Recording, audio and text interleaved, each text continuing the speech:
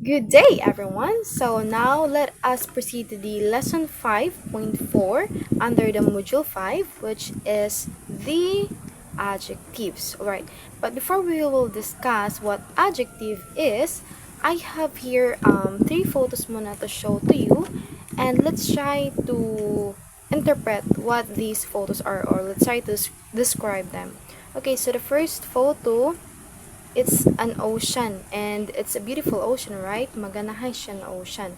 Then another is a kid, a cute kid. Then another is there are seven cats, right? Okay, so those are how we can describe the photos.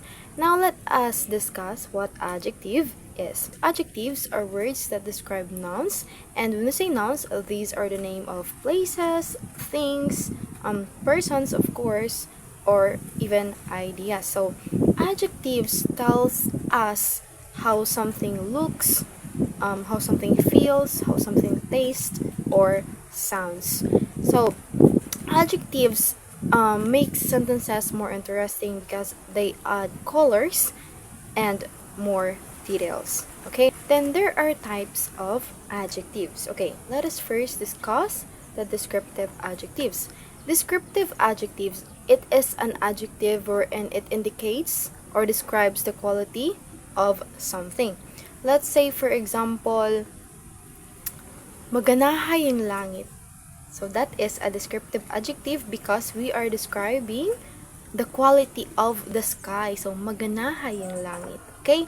Another is the quantitative adjectives, which indicate the amount of something.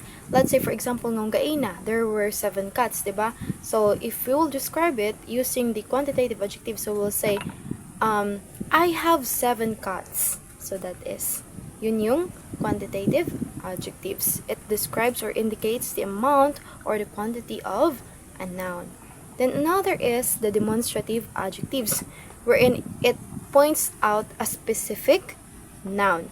Let's say, for example, I would say, I prefer this book. Let's say, I'm handling a book. Imagination lang na I'm handling a book. So, I would say, I prefer this book. So, I'm trying to point out to something, and I'm demonstrating it. So, that is a demonstrative adjective. Another is the possessive adjectives, which show a relationship or an ownership of something. Let's say I would say, my car is there, and I would say, that is my car.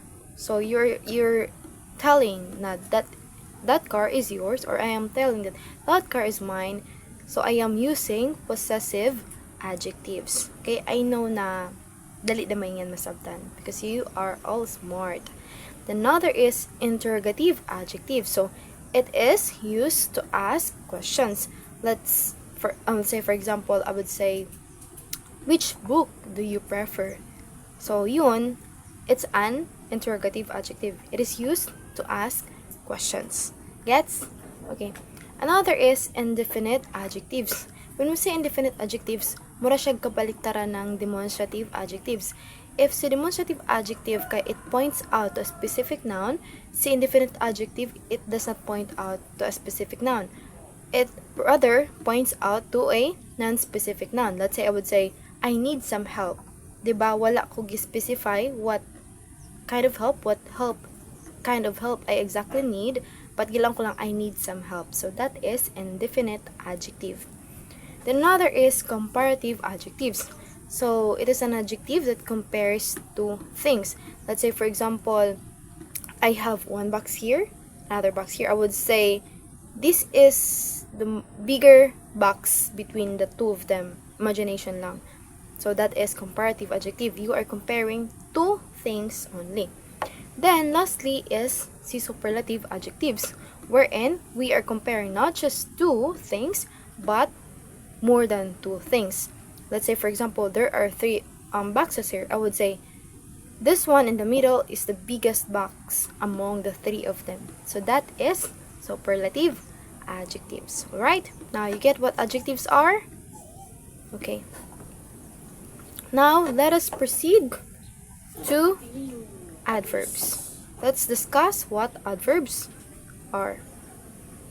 Okay, so Adverbs are words that describe verbs, adjectives, or another adverbs. So they tell us how, when, where, or to what extent an action happens. So that is adverb. Okay, adverbs has 4 types. Let's discuss them one by one. First is the adverb of manner, which tell us how something is being done. Let's say for example, yagsayaw si Jonah gracefully. So, it tells us, uno-uno yung pagkasayaw ni Jonah, which is gracefully, ang manang maganahay. Let's say, for example, malumanay, something gentle, something like that. So, that is, kibali, describe nato how Jonah did the dancing. Okay, so that is adverb of manner. Then another is the adverb of time. So, adverb of time, it talks about when nangyari. Okay? It talks about when. So, let's say, for example, yakadto ako by, uli ako to by, kagabi. Oh, so, yung kagabi nga siya, and that is the adverb of time. Or, mukaanda ako malaw. So, yung malaw nga siya, and that is an adverb. You are using an adverb of time. Okay? Then another is the adverb of place. So, it talks about where. Okay? So, let's say, for example, imbubutang ko yang kanak cellphone sang lamisa. So, hain ko ibutang cellphone ko sang lamisa. So, we're talking about, or we are using here the adverb of place. Okay? Yan. Then another is adverb of frequency, which tells us kung what is the degree of an action. Or let's say for example, it talks about the repetition ba of an action or what. Let's say for example, aga ko mukadto school adlaw-adlaw. So that is an example of adverb of frequency. It tells us kung kapila ginahimo yang butang, often ba, sometimes ba, always ba, something ana. Okay? Those are the types of adverbs. Alright. Now let us proceed to lesson 5.6, which is all about conjunctions, prepositions, and interjections. Alright, let us first discuss what conjunctions is. So, conjunctions, these are words that join words or sentences together. So, mga under nga ni na mga words are for, and, nor, but, or, yet, because, although, either, neither, if, when. So, amo yung mga under. So, meaning, yung conjunction ko no, mga words meaning na ginagamit para ma-connect yung to, let's say, for example, a noun or other words in a sentence. Okay? Yung keyword nga siyan is it connects or it joins two elements. Alright? Using those mga words like for, and, nor, but, or yet, because, although, and other else. Let's say, for example, di ako ganahan kilaw niyang marguso ni lutuon niyan. Which is, yung ningan siyan, if sa English pa is nor. Okay? So makita nato, di ba? Gi-connect yang di ako ganahan kilaw niya marguso, tapos lutuon niyan with the use of the word na nor, or the conjunction na nor. Okay? Then another is, magsakit yung tiyan ko kung di ako mukaan ng pamahaw. So as we could see, magsakit yung tiyan ko is being connected sa di ako mukaan ng pamahaw using the word if. Okay, so magsakit yung tiyan ko kung di ako mukaan ng pamahaw. Then another is, iso payaan pero tiguwang da mag-isip. Yung pero nga siyan, it could be yet or word na but. Okay, so as you could see, giconnect yung iso payaan how yung tiguwang da mag-isip using the yet or but. So amoyan yung nature ni conjunction or yung function ni conjunctions. Okay? Then another is the prepositions. Prepositions, it shows or show place, time, or direction. So yung mga words nga ni is in, under, beside, between, above, below, behind, on, at, before, after, to, from, but dili lang ini sila because madaig pa under ng prepositions. Okay? Basta, it shows or it tells us about a time, a place, a direction, or even a position of something. So, yan si preposition. Okay, let's take a look sa mga examples ng preposition. Let's say for example here, yang kanak lapis ito sang lamisa. Yang kanak lapis ito sang lamisa. Alright? Which is ngan sian, yung di ba yung igamit nga sian is sang lamisa. In English, on na word.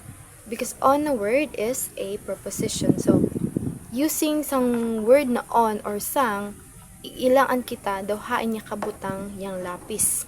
Okay? Sang lamisa. Which is sang lamisa or sang babaw na lamisa, which is on the word.